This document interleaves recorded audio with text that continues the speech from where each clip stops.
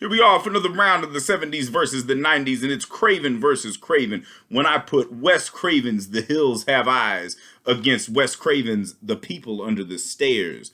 And man, this is probably the hardest one I've had to go through so far. Not in terms that the movies were terrible, but in the terms that both movies are really great. So we're gonna really get into some nitpicking here. This is one of the hardest decisions I've ever had to make. So let's just dive right on into it.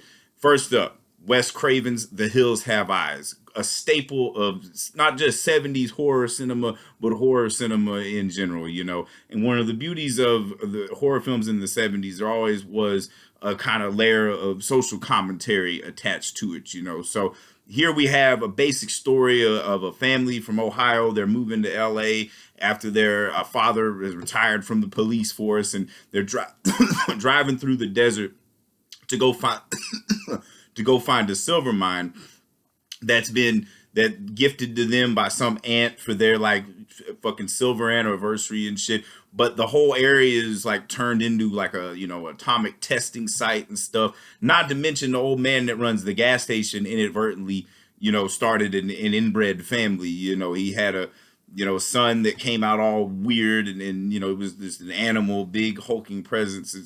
You know, he ended up killing or leaving him for dead out there, split his face open, and now that guy, you know, basically spawned a whole family of cannibalistic inbreds out in the desert, living in the caves and stuff.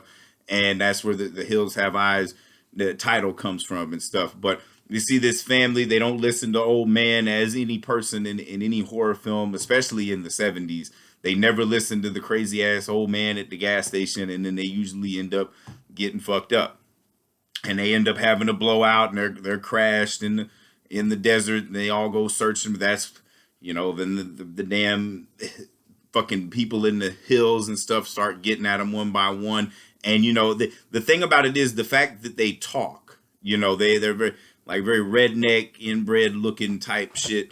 And you know, it's kind of at its core, it's like a class struggle type thing, because you got like these upper middle class folk come to the rural fucking just dregs where it's just pure poverty. You know, they're fucking trading for shit that they get off of dead people and everything. And you know, so here you got Jupiter's the head of the fucking clan, and you know, he's basically going up against, you know, I forget the name of the dad in the film that used to be a cop, but they, you know, kind of a face off. They end up blowing that dude up and eating him, you know, having barbecued old man and stuff, and then they go after everybody else. But like this, you know, family, for as annoying as they are, they pretty much hold their own against these fucking, you know, redneck inbred motherfuckers.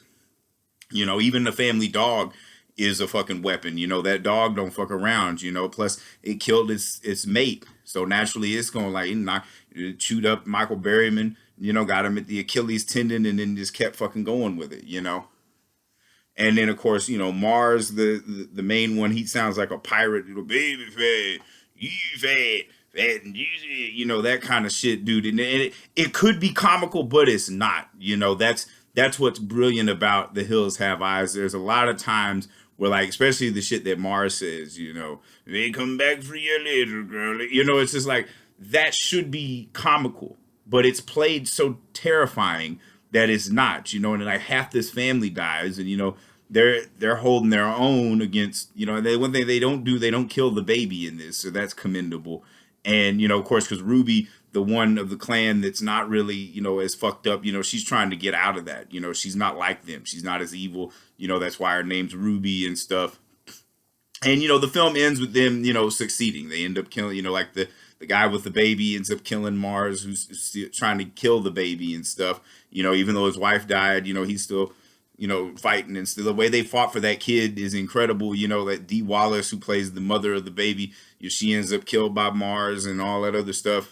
And you know, at the end, it all kind of wraps itself up perfectly. You know, there's not really any complaints for this movie. You know, if anything, it's, you know, the family is kind of annoying, but you're still rooting for them. You know, they're meant to be annoying. These kind of characters are pretty much annoying.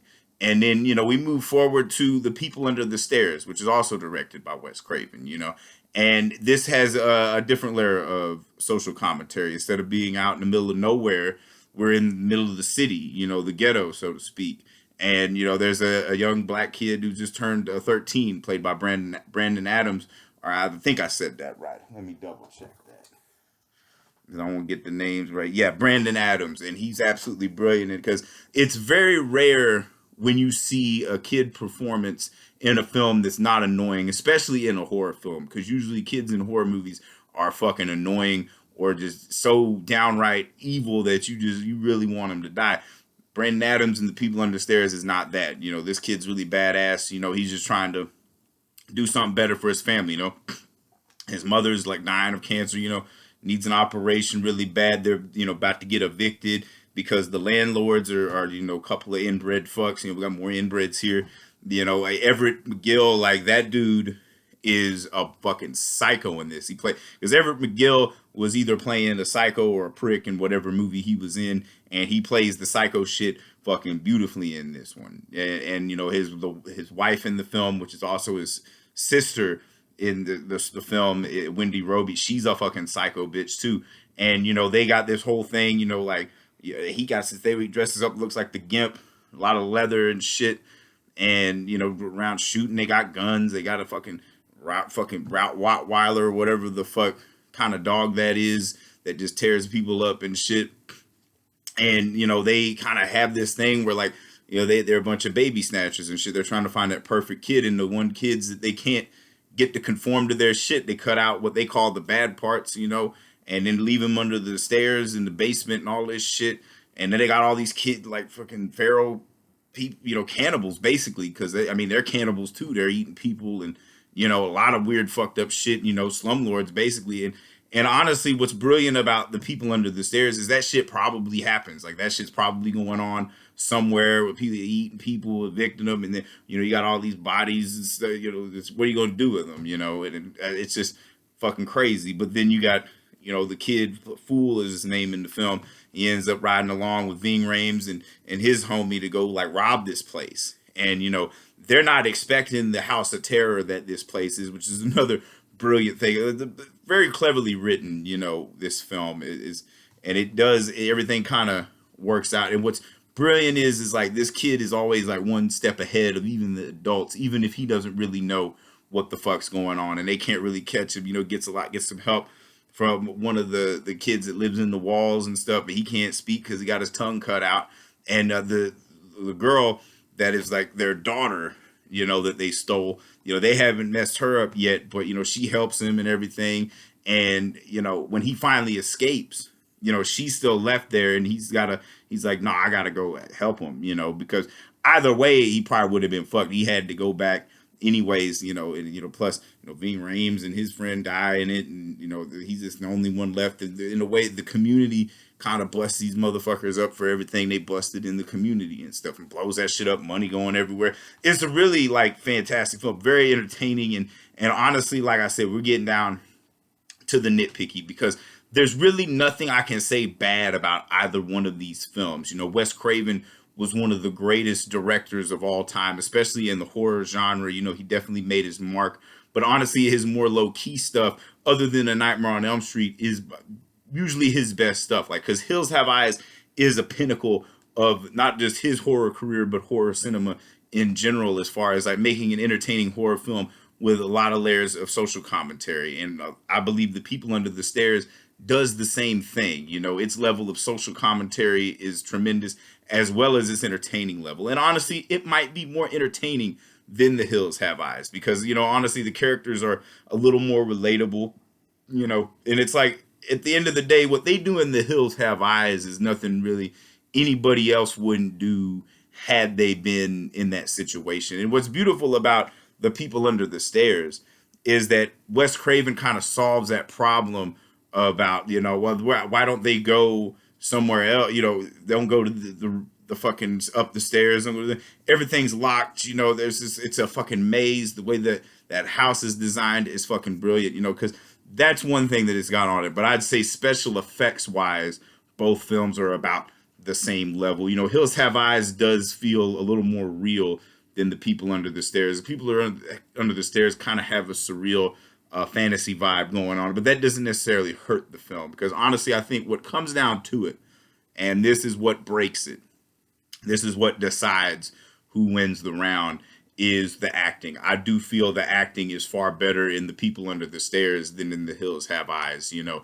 And, you know, even if we're going on a laughs per minute scale, there's a lot more laughs and funnier gags than in The Hills Have Eyes. Their jokes don't land as much as The People Under the Stairs jokes do.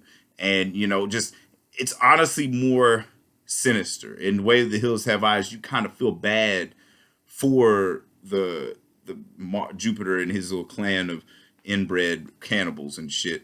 But, you know, in a way though, you know, they still do enough fucked up shit where it's like it's pretty cut and dry. With People Under the Stairs, it's even more cut and dry, I guess. I don't really know where I'm going with that. All I know is I gotta say The People Under the Stairs win this round. You know, I honestly, if I could do a draw, I would, but somebody's got to win the round.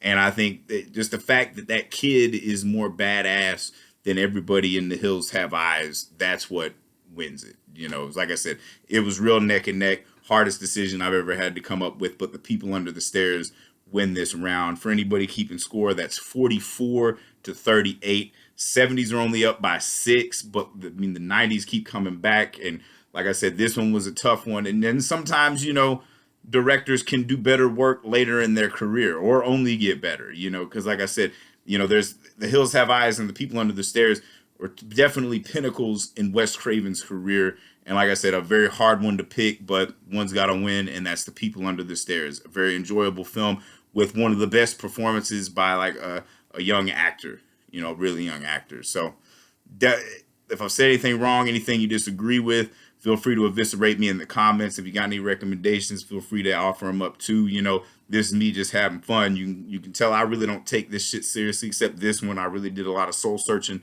before I did this one. Not a lot of shit talking here because there's no complaints with either film. You know, definitely enjoy both these films. Spooky season's kind of wrapping up, but you'll see a few more of these pop up. The next main event is Dirty Harry versus Seven, so that should be exciting.